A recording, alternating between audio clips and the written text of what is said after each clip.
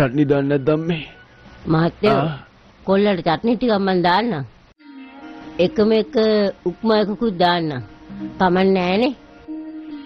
ඔයා දිගටම ඔයාගේ නාට්‍ය කරගෙන යන්න. හැබැයි ඉතින් මං කන වෙලාවට ඔක ළඟපාන්න කියන්න එපා. එක ඉඩ්ලියක් දාන්නකො මට. චේ මොනවත් තාත්තේ. දවසින් දවස මට මෙහෙම සලකන්නේ මම මොනව කරාටද? රසාවක් හොයාගනින්.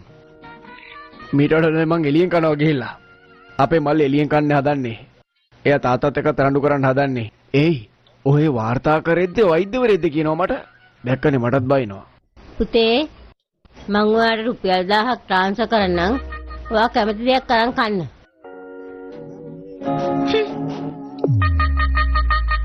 මේ යකාට මං කොච්චර කියලා දිනවද සිගරට් බොන්න එපා කියලා. කියන දෙයක් අහන එකක් ඈ.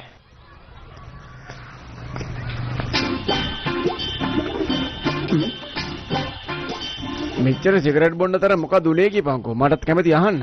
අපේ තාත්තා මට මේ දවස්වල මහා නරක විදිහට සලකන්නේ. ඒ මොකද? එයාට ඔඩලා තියෙන මම රස්සාවක් කරනවාට. ඉතින් හොයාගනින්කෝ. රස්සා කොහෙන්ද මං හම්බෙන්නේ? ඒක නම් ඇත්ත තමයි බං. තාත්තට ඔය එක පැහැදිලි කරන්න මචං. මේ උඹේ තාත්තා එහෙම නැද්ද බං? මගේ තාත්තද? එයා කිව්වා මුලින්ම රස්සාවක් කරොත් එහෙම විවාහයක් ඕනේ නැහැ කියලා. විවාහයක් ඕනොත් රස්සාවක් ඕනේ නැහැ කියලා. ඉතින් මම විවාහයක් කරගත්තා. හොඳයිනේ. මහාපංකෝ මගේ තාත්තා හෝම් ඔපරේෂන් එකක්වත් මට දුන්නේ නැහැ බං. ඒකත් එහෙමද මචං? මේකට අපි මොන හරි කරන්න වෙනවා. අපිට පුළුවන් විදිහට අපි දරුවන්ව සතුටින් බලා ගන්නවානේ. ඔයාලා මේ කරන දේ හරිම හොඳයි. සිස්ටර් අද එන්නත් කරන දිනේ ළමයි ඔක්කොටම නිකන් මහන්සි වගේ. එයාලට කැම දෙන්නත් ඕනේ. ඉතලා එනවා කියව නේද?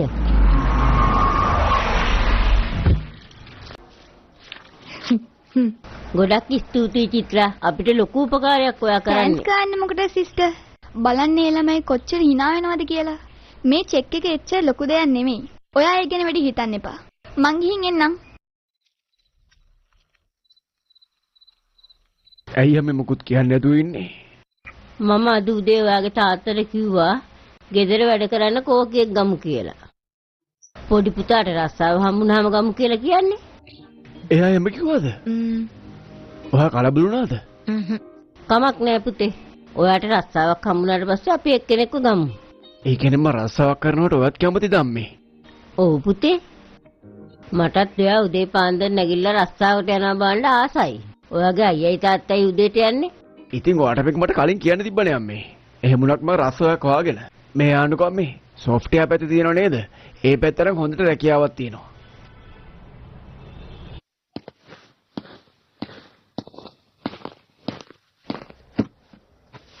අන්න අපේ CEO එනවා. හරිම අලංකාරයි නේද බ්‍රෝ? මිනියෝ ඒ එන්නේ මේකේ අයිතිකාරයා. කරුණාමකෝ ලස්සනට ඉන්නවනේ. Good morning. Good morning. කී දෙනෙක් ඇවිල්ලා ඉන්නවද? ඔක්කොම 6යි සර්. ඔයාගේ තාත්තත් අපිට කීප දෙනෙක් කියවලා තියෙනවා. Yeah. අපේ තාත්තා කියපු 6 දෙනා ඉස්සරහට එන්නකෝ. මෙච්චරද? Good. Now all of you get out. ඔයාගේ තාත්තා තමයි අපිට එන්න කිව්වේ මැඩම්.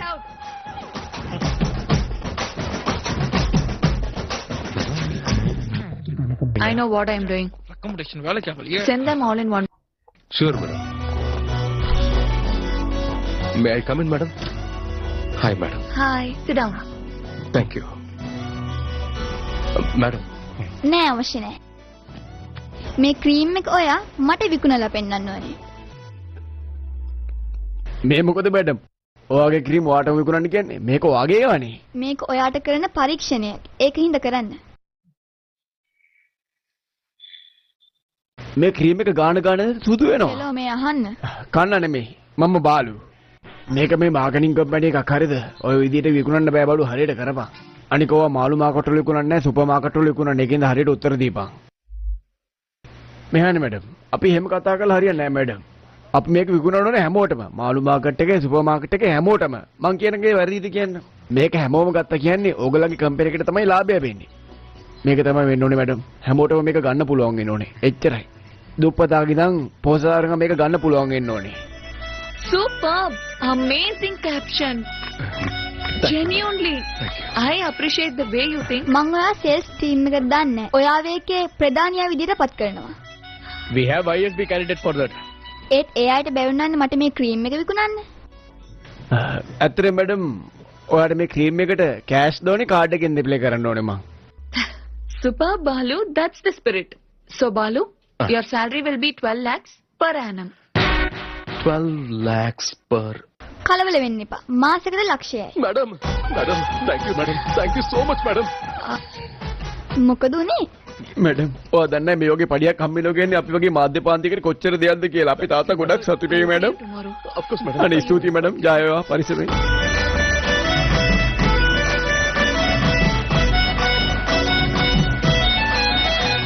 රස්සාවක් හම්බුණාද? කොහෙද? රූපලාවණි සමාගම. පඩිය ලක්ෂයක් හම්බෙනවා මේ මාසෙට. හෙට ඉඳන් මං කෝකියක් ගන්නම්. ඔයාට පඩියක් දෙන්නම් මං. දැක්ක නේද? අයියෝ. මං කිව්ව නේද? මෙයා කවදා හරි හොඳ රස්සාවක් හොයාගනි කියලා. අයියෝ. එක්කෙනෙක් පොලිසියේ, එක්කෙනෙක් ડોක්ටර් කෙනෙක්. මෙයාටත් හොඳ රස්සාවක් ලැබුණා.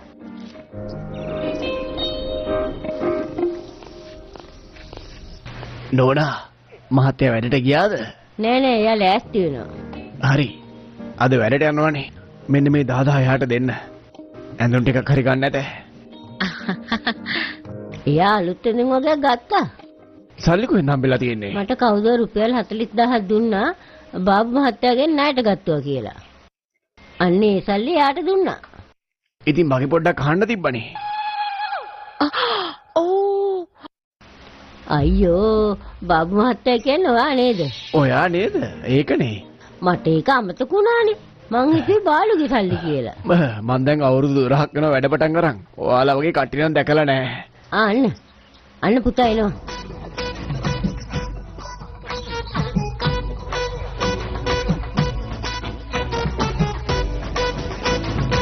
ඔහොඹඩක් ඉන්න. මොකද්ද බොංග ඇඳන් ඉන්නේ? ඔය කඩු පාරවල වගේ මොනවද කලිසමේ තියෙන්නේ? අඩුම ගානේ හොඳ කලිසමක් ගන්න එපයි. තාත්තේ අද කාලේ මෙහෙම දින් නැතුව මුකුත් කරන්න බෑ. ෆැෂන් එක තමයි එක වෙන්නේ තාත්තේ. හැට පේන්නම් හැමෝම කැමති වෙනවා මේවට.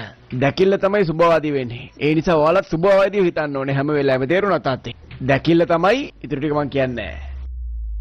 මං හිතන්නේ මෙයාකට පිස්සු හැදිලාද කොහෙද? අනේ නිකා ඉන්න. එයා හොඳට යග වැටි කරගනි. බලන්නකෝ. ඔය ඇත්තමද කියන්නේ? එහෙනම් උන්ට පිස්සු හැදෙනවා මූත් එක වැඩ කරොත් එහෙම.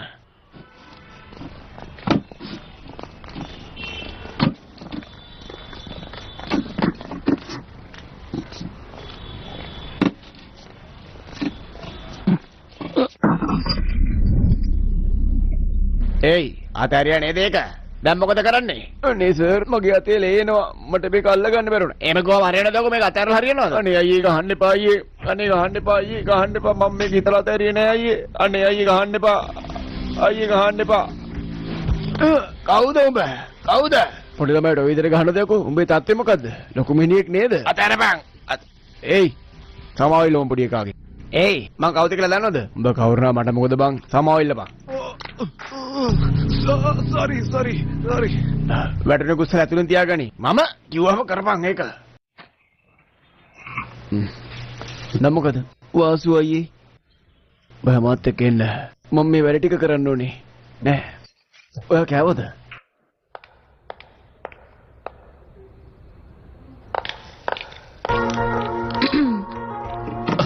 Madam, good morning, madam. Good morning. වැඩ කරන දෙමින් දවසේ කැෂුවල් ඇඳලා. ඉස්සරහට ඔයා මොන දේවල් අඳින්නද දන්නේ නේද? අනේ මම වෙලේ වඳින්නේ නෑ මැඩම්. මට මේක නිකන් හරිම පහසුයි මේ වගේ ඇඳුම්. මේ